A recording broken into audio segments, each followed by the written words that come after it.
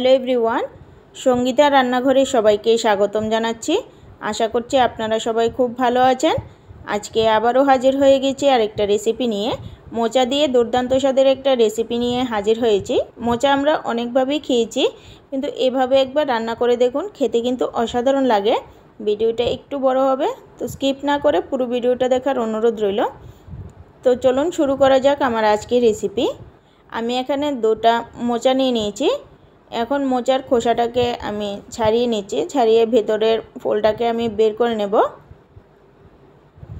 এখন এই ফুলের ভিতরে যে ডাঁটিগুলি থাকে সেই ডাঁটিগুলিকে আমি এভাবে করে খুলে নিচ্ছি।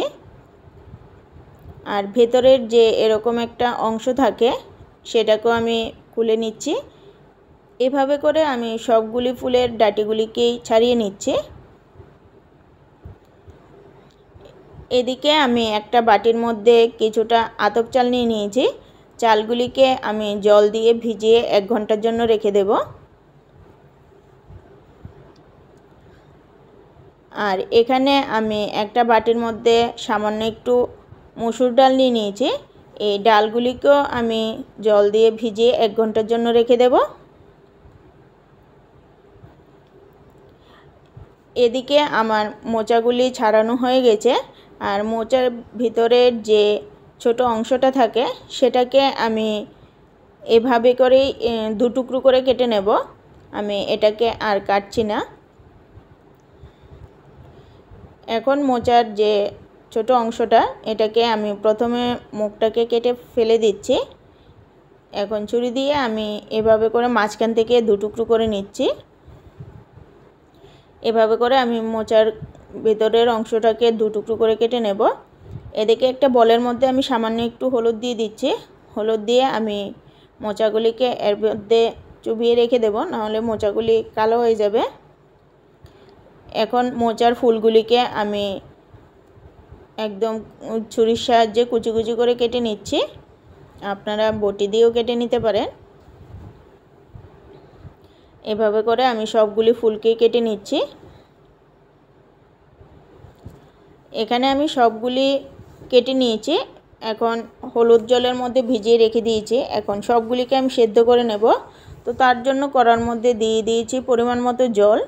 এখন এর মধ্যে সামান্য একটু নুন আর হলুদ গুঁড়ো দিয়ে এখন জলের মধ্যে আমি সবগুলি মোচাকে দিয়ে দিচ্ছি। এখন এগুলিকে আমি ঢাকা দিয়ে 5 থেকে 10 মিনিটের জন্য খুব ভালোভাবে সেদ্ধ করে নেব। এদিকে মোচাটা সেদ্ধ হতে হতে আমি একটা বড় সাইজের আলু নিয়ে নিয়েছি। আলুটাকে আমি ছোট ছোট টুকরো করে কেটে নেব। এভাবে করে আমি সবগুলি আলুকে কেটে নিচ্ছি। এখানে আমি সবগুলি আলুকে কেটে নিয়েছি। এদিকে আমি মসুর ডালগুলিকে ভিজিয়ে রেখেছি, এগুলি খুব ভালোভাবে ভিজে গেছে। এখন সবগুলিকে আমি একটা মিহি পেস্ট বানিয়ে নিয়েছি। আমার আতপ চালগুলিও খুব ভালোভাবে ভিজে গেছে, আমি এগুলিকেও একটা মিহি পেস্ট বানিয়ে নিয়েছি। এদিকে আমার মোচাগুলি খুব ভালোভাবে সেদ্ধ হয়ে গেছে। এখন এগুলিকে আমি কড়াই থেকে নামিয়ে জলটাকে ঝরিয়ে ঠান্ডা করে নেব। এখন একই কড়ার মধ্যে দিয়ে দিচ্ছি সামান্য একটু তেল। তেলটা গরম হয়ে যাওয়ার পর সবার প্রথমে আমি আলুগুলিকে ভেজে নেব। এখন এর মধ্যে দিয়ে দিচ্ছি সামান্য একটু নুন আর দিয়ে দিচ্ছি হলুদ গুঁড়ো। এখন নুন আর হলুদটাকে আলুটার সাথে ভালোভাবে মিশিয়ে আলুগুলিকে আমি লাল লাল করে ভেজে নেব।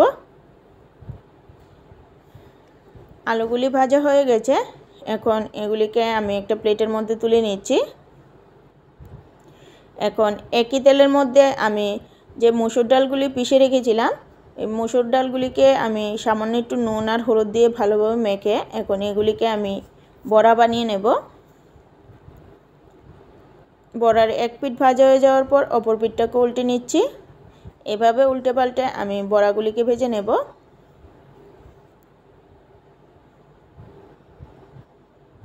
এখানে আমি মসুর ডালের বড়াগুলিকেও ভেজে নিয়েছি। এখন এগুলিকেও আমি প্লেটের মধ্যে তুলে নেব। এদিকে আমি সেদ্ধ করা মোচাগুলিকে এখানে একটা পাত্রের মধ্যে নিয়ে নিয়েছি। এখন এর মধ্যে দিয়ে দিচ্ছি যে চালটা আমি পিষে রেখেছিলাম, সেখান থেকে আমি 3 চামচ চালের পেস্ট দিয়ে দিচ্ছি। আপনারা চাইলে এখানে চালের গুঁড়োও ব্যবহার করতে পারেন। এখন এর মধ্যে দিয়ে দিচ্ছি 2 চামচ বেসন। দিয়ে দিচ্ছি সামান্য একটু লঙ্কার গুঁড়ো আর পরিমাণ মতো নুন আর হলুদ গুঁড়ো দিয়ে এটাকে খুব ভালোভাবে মেখে নিচ্ছি। এখানে আমি মোচার ফুলটাকে খুব ভালোভাবে মেখে নিয়েছি। এখন আমি এগুলিকে বড়া বানিয়ে নেব। এভাবে করে কিন্তু আপনারা বড়া ভেজেও খেতে পারেন। বড়াগুলির এক পিঠ ভাজা হয়ে যাওয়ার পর অপর পিঠটাকে উল্টে নেব। এভাবে করে মোচার ফুলগুলিকেও আমি বড়া ভেজে নিচ্ছি। আমার এই বড়াগুলি ভাজা হয়ে গেছে। এখন এগুলিকেও আমি প্লেটের মধ্যে তুলে রেখে দেব। এখন যে পাত্রে আমি মোচার ফুলগুলিকে মেখেছিলাম সেই পাত্রের মধ্যে আমি বাকি চালের পেস্টটা নিয়ে নিচ্ছি।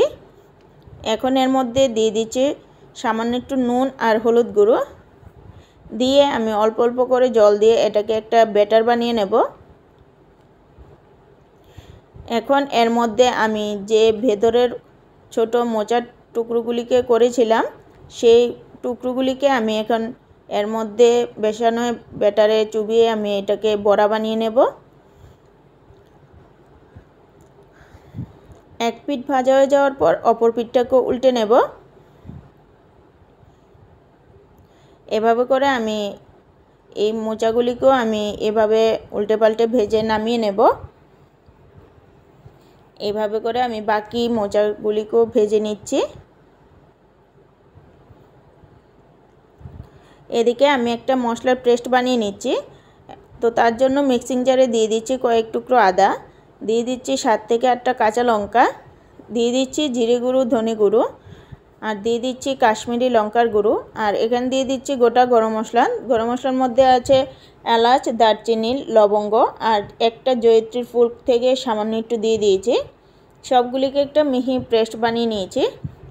এখন একই তেলের মধ্যে ফোড়নে দিয়ে দিচ্ছি 3টে শুকনো লঙ্কা। শুকনো লঙ্কাটা ভাজা হয়ে যাওয়ার পর দিয়ে দিচ্ছি 5 ফোড়ন। 5 ফোড়নটা থেকে সুন্দর একটা গন্ধ বেরোলে এখন এর মধ্যে দিয়ে দেব পিষে রাখা মশলাটা। এখন এর মধ্যে পরিমাণ মতো নুন আর হলুদ গুঁড়ো দিয়ে সামান্য একটু জল দিয়ে দিচ্ছি মিক্সিং জারটা ধুয়ে। এখন মশলাটাকে আমি খুব ভালোভাবে মিশিয়ে কিছুক্ষণ সময়ের জন্য মশলাটাকে কষিয়ে নেব। মশলাটাকে কিছুক্ষণ সময় কষিয়ে নেওয়ার পর আমি যে মোচার ফুলটাকে সিদ্ধ করে রেখেছিলাম সেখান থেকে কিছুটা মোচার ফুল আমি এখানে রেখে দিয়েছি, সেটাকে আমি এর মধ্যে দিয়ে দিয়েছি আর দিয়ে দিচ্ছি ভেজে রাখা আলুগুলি। এখন সবগুলিকে আমি কিছুক্ষণ সময়ের জন্য কষিয়ে নেব। আমি 1 থেকে 2 মিনিটের মতো আমি মশলাটাকে কষিয়ে নিয়েছি। এখন এর মধ্যে দিয়ে দিচ্ছি পরিমাণ মতো গরম জল।